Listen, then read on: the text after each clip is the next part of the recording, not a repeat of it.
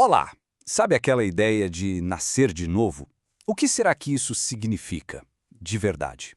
Hoje, a gente vai fundo em um conceito que é, talvez, um dos mais radicais do cristianismo. Tudo com base no livro Nova Criatura em Cristo. Vamos ver que tem uma passagem bíblica que muita gente conhece, mas que esconde uma profundidade que a gente raramente para pensar. Então, vamos lá, direto ao ponto. A ideia principal aqui é uma afirmação que vira de cabeça para baixo tudo que a gente pensa sobre melhorar como pessoa. Não é sobre um simples aperfeiçoamento, sabe? É algo muito mais radical. É uma redefinição completa de quem a gente é. E é que está o versículo que é a base de tudo. O mais incrível, o mais chocante talvez, é que o texto não fala de algo que vai acontecer. Ele fala de uma realidade agora. Para quem está em Cristo, isso é algo que já aconteceu, é um fato consumado. E esse é o ponto-chave, a grande virada. Não é sobre se tornar uma versão 2.0 de si mesmo. Não é uma reforma, uma melhorada. A ideia aqui é de algo totalmente novo. Uma recriação espiritual, começando do absoluto zero. Olha só que interessante essa comparação. Pensa assim, reformar é tipo pegar uma casa velha e dar uma ajeitada, pintar aqui, consertar ali, continua sendo a mesma casa. Agora, recriação é outra coisa. É como demolir tudo e construir do zero. É um começo que lembra muito aquela promessa de um coração novo, um espírito novo, lá do livro de Ezequiel. Ok, mas se a transformação é tão total assim, tão completa, isso cria uma certa tensão, né? Um paradoxo que muita gente sente na pele no dia a dia. E o interessante é que a análise não foge dessa questão. E aí vem a pergunta que não quer calar, a pergunta de $1 milhão. Se a pessoa se tornou essa nova criatura, por que a briga interna contra os velhos hábitos, os velhos desejos continua tão real? E, vamos ser sinceros, às vezes é bem frustrante. A resposta, e isso pode ser surpreendente, é que a própria Bíblia já descreve essa guerra interna. Essa luta não é um sinal de que a transformação falhou. Muito pelo contrário. Ela é apresentada como uma parte normal da caminhada. E aqui está a grande sacada, a mudança de perspectiva que o material propõe.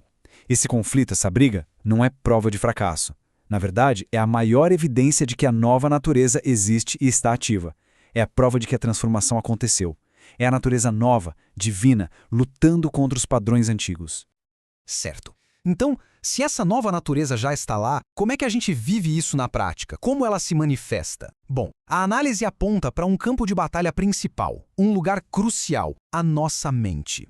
E para a gente entender o quão profundo é isso, vale a pena olhar a palavra original em grego para transformação, que é metamorphoel, daí que vem a nossa palavra metamorfose. E não é uma mudança superficial, tipo, trocar de roupa. É uma mudança de essência. Pensa na lagarta que vira borboleta. É esse nível de transformação.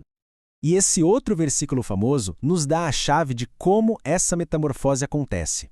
O gatilho, o catalisador para tudo isso, é um processo que a gente faz de propósito, é intencional, é a renovação da mente.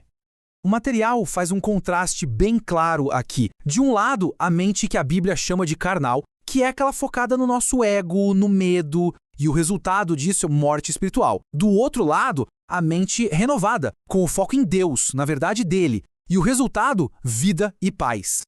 Tudo bem, entendi a teoria, mas e na prática? Como isso funciona no dia a dia? Vamos ver agora o princípio central de como viver essa nova vida. Olha, essa parte aqui é talvez uma das ideias mais libertadoras de toda essa análise. A gente não se comporta bem para um dia se tornar uma pessoa nova. Não é o comportamento que gera identidade, é o contrário.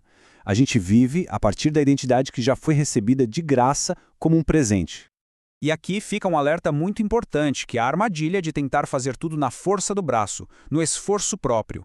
A mesma graça que salva é a graça que transforma. O segredo não é se esforçar mais, mas se render mais, confiar mais naquilo que Cristo já fez. Mas afinal, que identidade é essa? O material nos lembra de algumas verdades que são simplesmente incríveis e que não são conquistadas por mérito, mas recebidas pela fé. Verdades como ser filho de Deus, ser o templo do Espírito Santo, estar completamente livre de condenação e olha que forte isso, ser participante da natureza divina. E essa citação aqui, ela resume tudo de uma forma muito poderosa. É a grande troca. É a transição do eu tentando viver a vida para a vida de Cristo operando através da gente. Beleza, a teoria fantástica é poderosa, mas como é que isso muda a nossa segunda-feira de manhã? Vamos fechar com a parte bem prática. O material sugere 4 passos bem práticos para viver essa realidade. Primeiro, reconhecer a verdade. Aceitar quem se é em Cristo, mesmo que os sentimentos digam o contrário. Segundo, renovar a mente. Alimentar a mente com a verdade da palavra. Terceiro, vestir-se do novo eu. É uma decisão diária e intencional. E quarto, andar no Espírito, ou seja, viver numa dependência total dele. E para a gente fechar, fica aqui a pergunta que a própria análise nos deixa para refletir. Imagina só, se a gente levasse a sério, mas a sério mesmo, em cada momento do dia, a convicção de que as coisas velhas já passaram, tudo se fez novo, o que realmente mudaria? No dia a dia, nos relacionamentos, nas decisões? A reflexão final é essa. Qual é o impacto real, tangível, de se viver a partir de uma identidade completamente transformada?